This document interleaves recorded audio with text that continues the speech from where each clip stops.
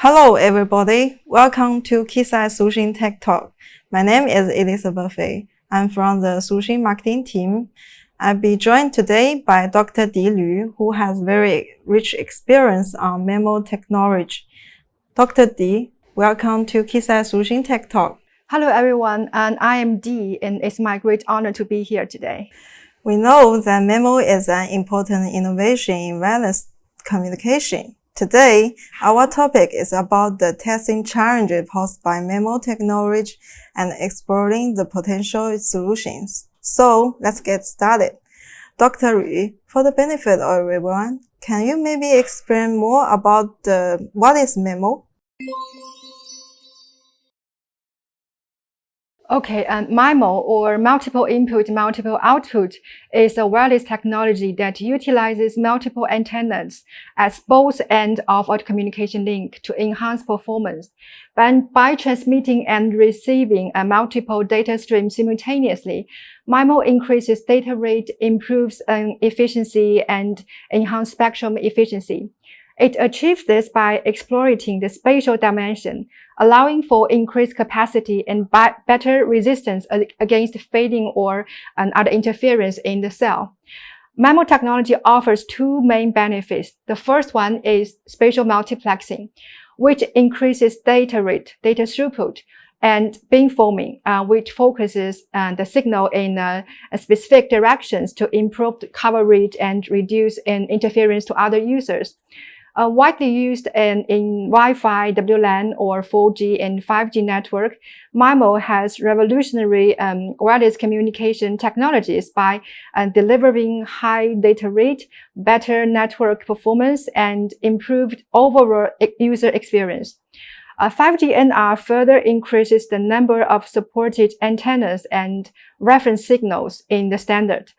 And massive MIMO, which refers to a large-scale antenna system, has also gained intensive commercial use. Dr. Lu, what challenges do such a complex technology pose for testing?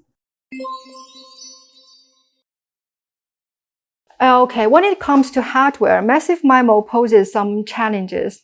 It needs a lot of antennas and RF connections, which can exceed the current capacity of conventional RF instrument. The design of the antenna array is also crucial.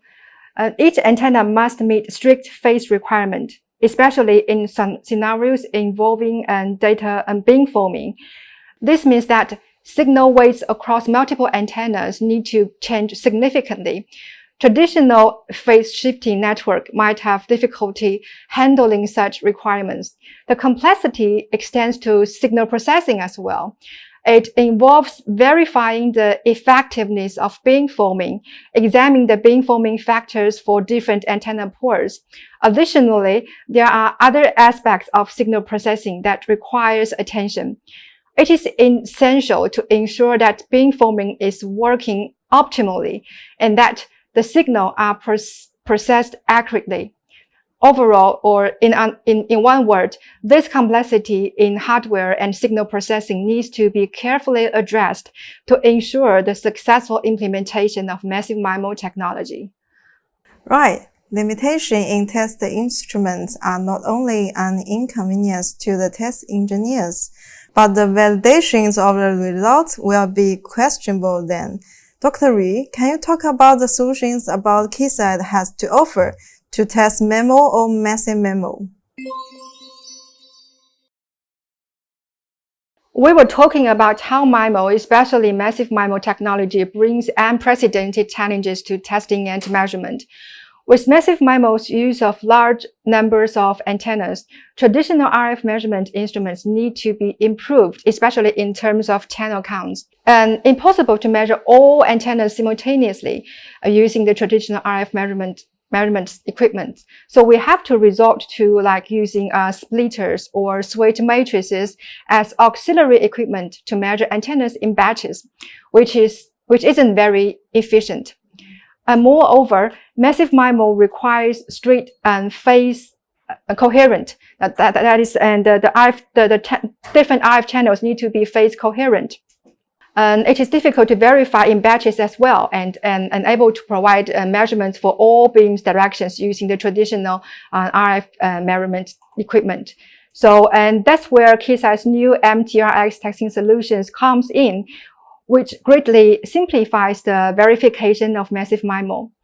The MTRX hardware comes in two models, E6464A and E6416A. And this one supports up to 64 RF ports, and this one supports up to 16 RF ports. And you can choose to install only a subset of the ports based on your test need. Each RF port of the MTRX can be used as an individual signal source or spectrum analyzer. So when it comes to RF and layer 1 testing, it is like having a powerful RF signal analyzer and the transmitter with up to 64 or 16 channels or phase coherent. The MTRX solution allows us to analyze the signals of downlink beams, generate signals for uplink beam transmission, perform bidirectional testing, and test beam mobility. What is a specific testing method or process for certain testing scenarios? And how do we evaluate the performance of the system? This is a very good question, and we have prepared a special demo to explain this set of solution in detail. So let's take a look. Okay, now let's start our demo. This is our demo unit. It's multiple transceiver and RF test set. So we just talked about that we have two model types. One is 64 channels and this one is 16 channels. We can see from the front channel that this unit is fully configured. It has 16 channels. We have TRX1 to TRX16, 16 RF channels. But you might asking that why there are 32 connectors in the front?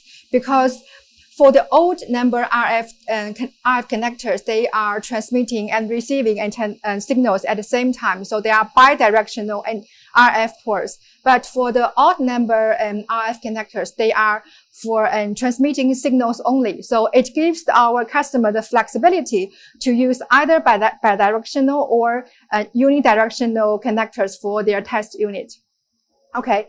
So this unit, you can think of it like a mainframe without a display. So we need to connect a display and a digital display port to display. And now this unit is fully started. This is the UI of MTRX.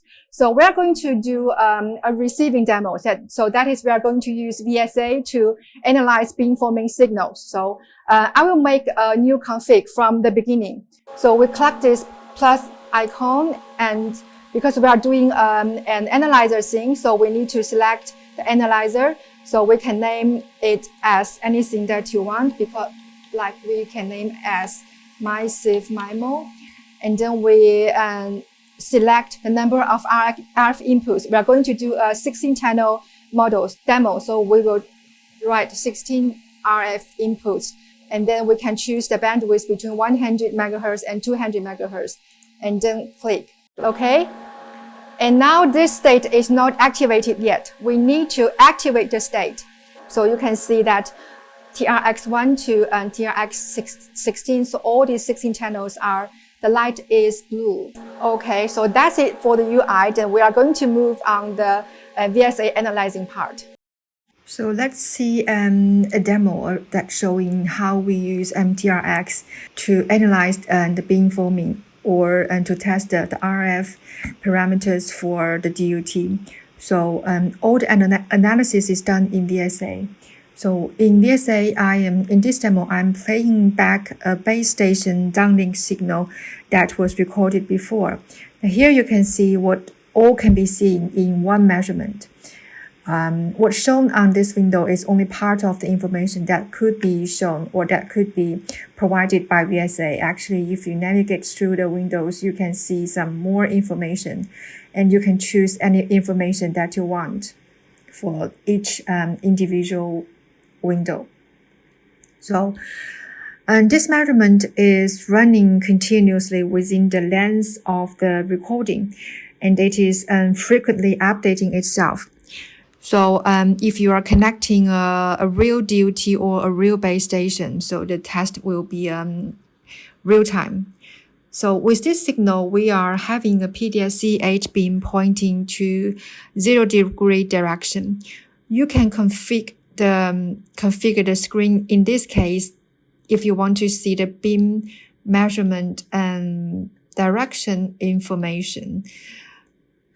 For example, the azimuth peak and elevation peak, and also the beam width and the peak power. So we can also see the results for some RF parameters, like for the EVM results for each individual physical channels, the SNR for each different channels, the power per AE for each channels, as well as the demodulation scheme that are used for each individual physical channels. We can also see the spectrum, the frequency response. In this case, we have 16 channels measurement. So we can also see, we can also configure to see the beam weights for each individual channel. And also, all the parameter setting up is done in this demodulation property. You can choose what channel you want to visualize. In this signal, actually, we also have SSB included. So if you tick the SSB on, you can immediately see the results of SSB beams, the beam pattern, the beam weight, or the beam direction, and or the beam summaries on the screen.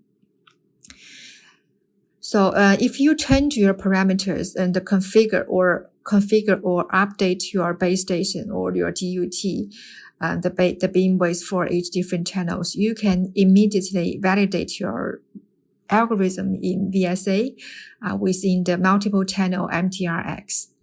Thanks so much for your explanation through the demo. To close this discussion, what do you think is the realistic outlook for MIMO for the future years down to the road? Okay, and in my opinion of view, the future outlook for MIMO technology is highly optimistic.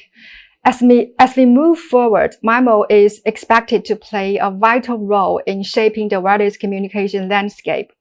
With the advent of 5G and the continuous development of wireless technologies, MIMO will continue to evolve and offer substantial benefits.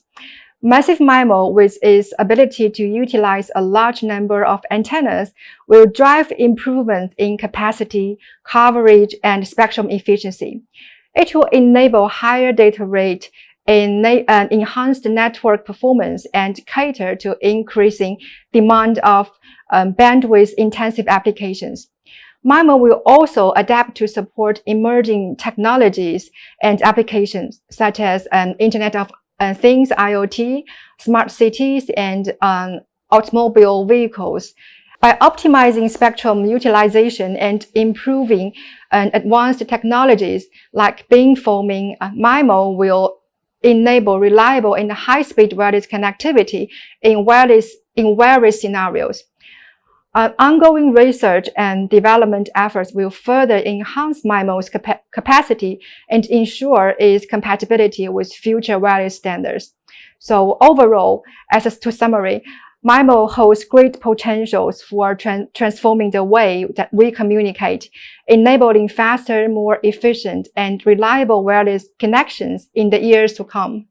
Dr. Liu, thank you so much for participating and providing some interesting insight on MIMO technology and solutions. We hope you find this section is very insightful for you, and thank you for joining us today.